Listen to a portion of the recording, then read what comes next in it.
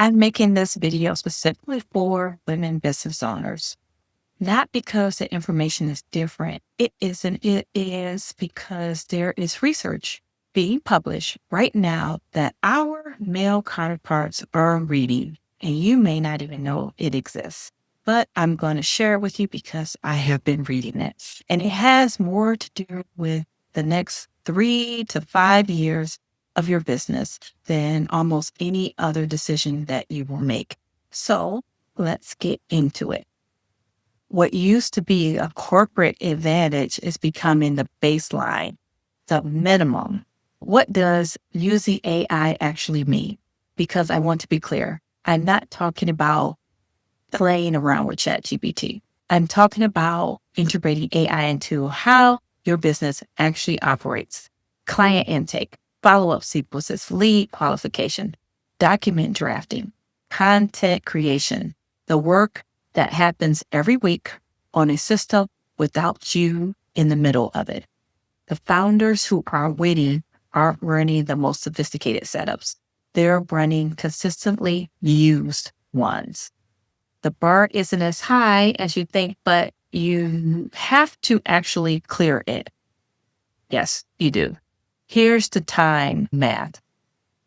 This is the number I want you to sit on. 58%. 58% of small business owners using AI save more than 20 hours per month. I just did that over a course of a day. I saved 20 hours per month with my content creation and VA and lead generation and prospecting. That is more than 2 full working days given back every month. For a service founder billing at any professional rate, that's not just productivity. I'm all for that. But really, what are we here for? Revenue. That is revenue capacity that someone else is using right now. On the other end, IDC research shows that inefficient manual processes cost businesses 20 to 30% of potential revenue every year. That is not a future risk. That's a current compounding cost right now. All right. I want to talk directly about what the research says for women-owned business specifically, because this isn't an antidote. This isn't me observing patterns in my own client base and making assumptions, even though that is true because I would not be researching this and digging deeper by have not been seeing that with my clients. But really, this is a transactional level data also. JPMorgan Chase Institute tracked actual payments made to AI services by business owners from 2019 through 2025.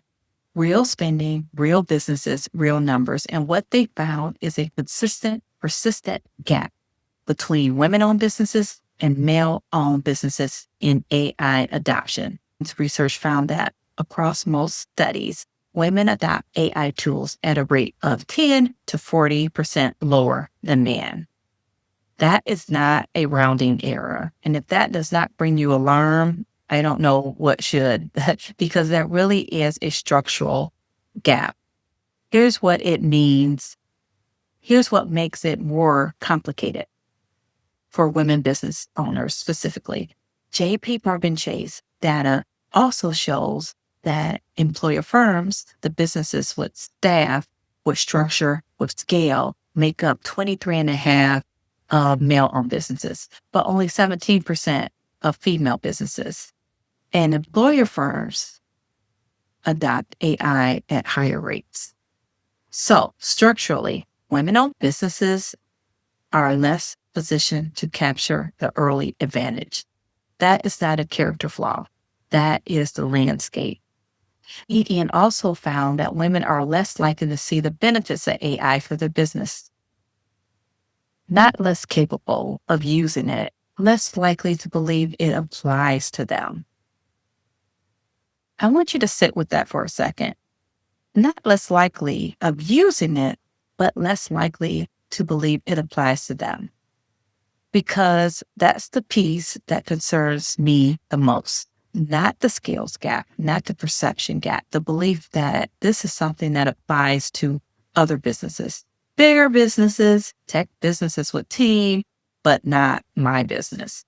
And to touch on Deloitte's 2025 research, which confirms that the adoption gap is closing, but the trust gap persists. Women who actually adopt AI report real results. The barrier is not the execution. It is in the decision to start.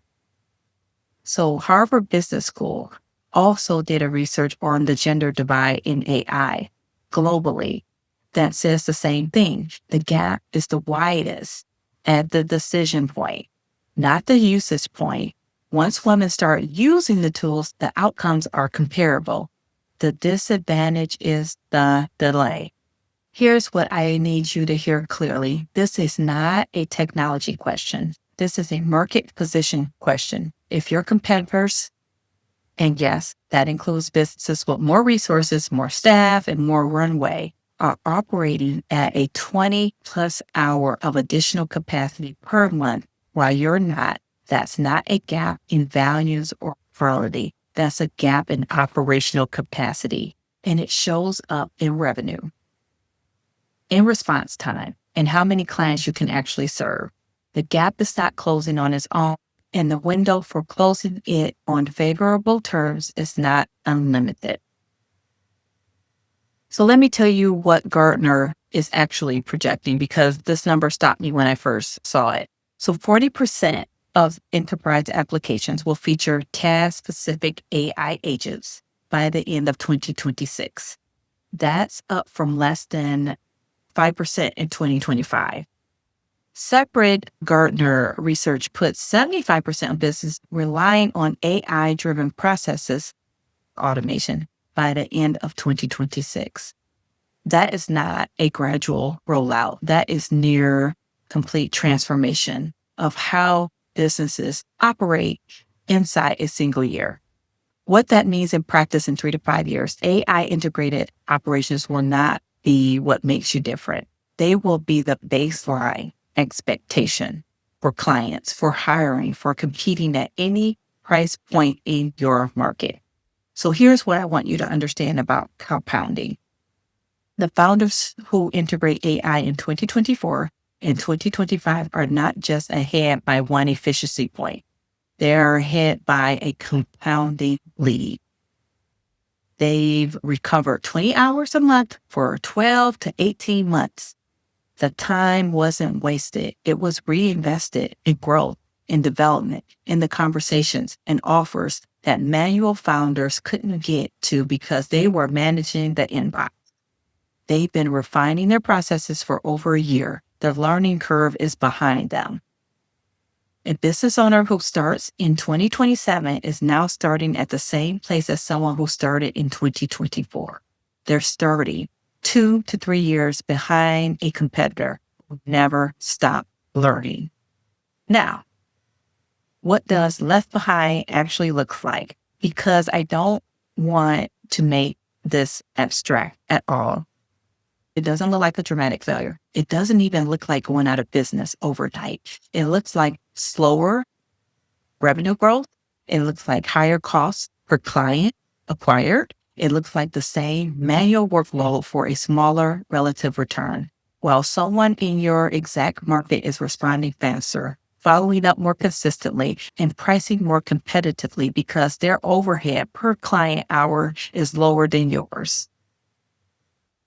The Sierra Blair Foundation released research in 2026, this year, showing that AI use among women entrepreneurs more than doubled in a single year. The early movers are pulling ahead. The distance between early adopters and late adopters is growing, not shrinking. And JPMorgan Chase said something I keep coming back to. Long-standing differences in technology adoption across gender and age appear to be extending into the AI era, raising questions about who will capture the productivity gains of this new technology. Who will capture the productivity gains? That is the question. And right now, the answer is trending in one direction. For women who run service-based businesses like mine, legal, consulting, coaching, and creative services, I want to be specific about your exposure. You compete on expertise, and relationships. That is genuinely human. That is your edge, but that edge only holds if the operations around it are efficient. A competitor with the same expertise and better system wins on capacity, on response time, on client experience. Running manually is not how you protect the human element of your service. It's a liability that erodes your ability to deliver at scale. Now, I want you to name the fear that's probably sitting somewhere in the back of your mind as you're watching this, because I hear it in almost every founder session that I do. If this runs without me, what do I actually do? That fear is real. It's not irrational. A lot of us built our businesses by being indispensable to them. The idea that something could run without you feels at first like a loss. But here's what I know from years of working with service founders on this. AI doesn't replace your expertise. It stops you from spending your expertise on things that don't require it. Being up on a lead on day 3 does not need you. Sending a contract reminder does not need you. Sending the same intake email to every single client does not need you. What requires you is strategy, judgment, the client conversation where your years of experience are the entire product. The moment where someone needs a human who actually knows what they're doing. That is yours. That will always be yours. That doesn't go away. But the email confirming the appointment, that should not be on your list. The business that runs only when you run, it is not quality control. It is a single point of failure. So every vacation, every sick day, every high volume month where things start to slip, that's what a manual dependent business looks like under pressure. You don't need to automate everything. You need to automate the 3 processes that are eating your time every week right now. For most service providers, those 3 are lead follow-up, client onboarding, and appointment or project reminders. None of those require your judgment. They require consistency. And consistency is exactly what falls apart when you're running everything yourself. You're not watching this video to learn whether AI works. You already know that it works. The question you're actually sitting with, the one most founders don't say out loud, is when am I going to decide that my time is worth more than the manual work consuming it? The decision has a cost, whether you make it or not. Not making it is not neutral. Every month you wait is a month of compounding this advantage in capacity, in competitive position, in what you could have been building with the time that went to things a system could have handled instead. Here's where I want you to start. Whether you found this video today or you've been in my world a while. Before you automate anything, you need to know what you actually own. You cannot build lasting systems and workflows on a brand that isn't legally yours, not your LLC name, not your Instagram handle, the actual legal foundation underneath everything you built. Most founders never had someone walk them through that. So I made a guide. It's called the Brand Digital Guide. It's free. And it is 5 zero-cost actions to protect and position your brand before you build anything on top of it. It's the starting point, whether you're just getting clear on where you stand or you're ready to move fast and want to make sure the foundation is solid first.